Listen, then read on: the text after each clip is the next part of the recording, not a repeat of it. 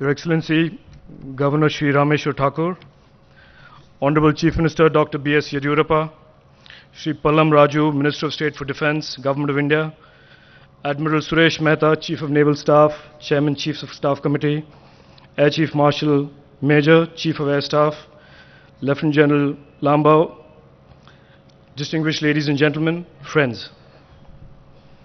On behalf of the Government of Karnataka, the Chief Minister and the National Military Memorial Committee, it is with great pleasure that I welcome you all to this evening's Foundation Stone Ceremony program. I would like to start by thanking His Excellency Rameshwar Thakurji for committing to this function despite his very hectic program today. Thanks also to the Honorable Chief Minister for presiding over this function despite an obviously very busy day today. On behalf of all of you and myself, I thank the guests of honor who have come all the way from Delhi and agreed to be here.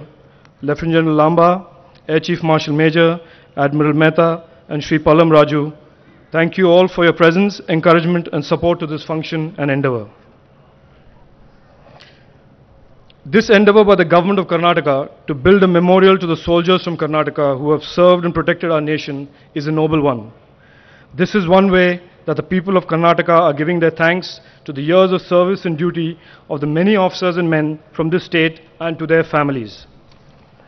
It is even more significant because this Bangalore Memorial will be the first instance of a government military memorial being built in independent India, a fact that sometimes surprises many given the many conflicts fought by our forces and the many lives laid down and sacrifices made for our nation.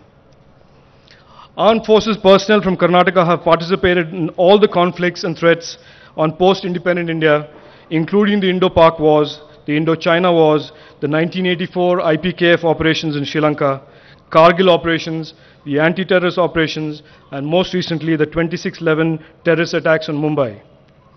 351 soldiers from Karnataka have laid down their lives and 132 severely wounded in the service of our nation.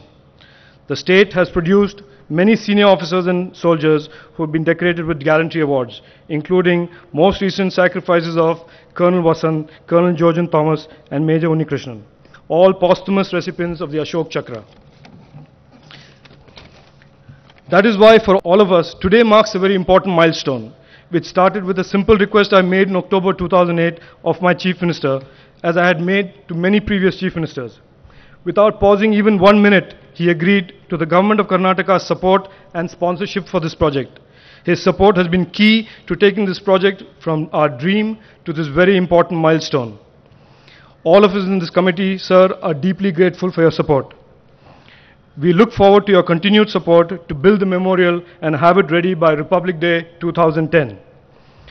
As you saw in the audio-visual before the program, this memorial complex is spread over 8 acres and will consist of a memorial, will consist of exhibits of equipment, an amphitheater, and a museum and park. As a Member of Parliament, I am focused on issues that are critical to building a strong and confident India. One of them is the important issue of building and strengthening institutions that are building blocks of our great nation. The armed forces are one of them, and the men and women who make up the forces.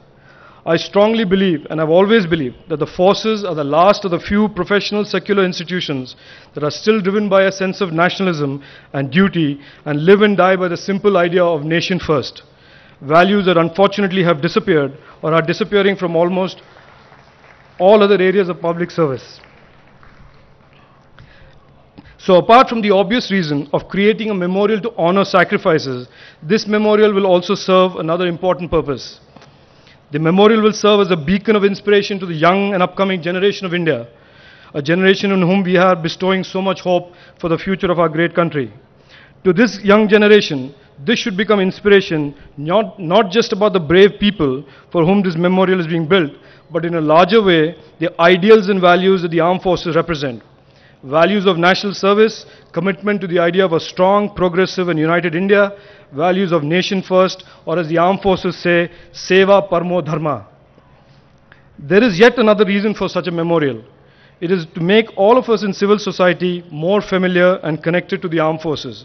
At a time when our nation is under threat from within and without, from low-intensity conflicts and terrorist attacks, The armed forces represent not just a form of protection and defense to our way of life and democracy, but also represents the ideals on which this country was built, of commitment to nationhood and commitment to nation first.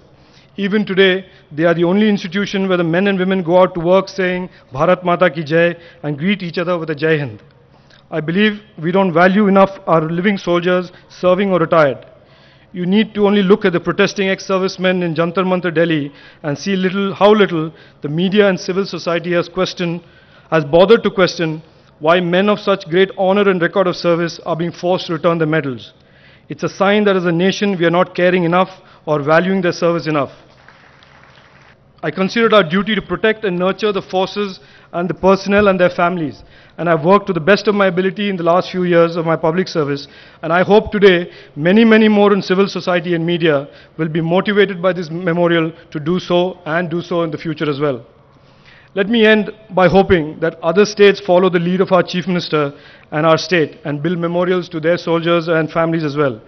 I also look forward to the day when we have an Arlington War Memorial type national memorial in Delhi, preferably on the banks of the Yamuna, an idea that I have discussed with the Honorable Minister of State on a number of occasions. And I hope that will become a reality one of these days as well. I thank each of you for taking the time to be here this evening. It is indeed a special evening for all of us, made more special by your presence and support. Thank you. Jai Hind.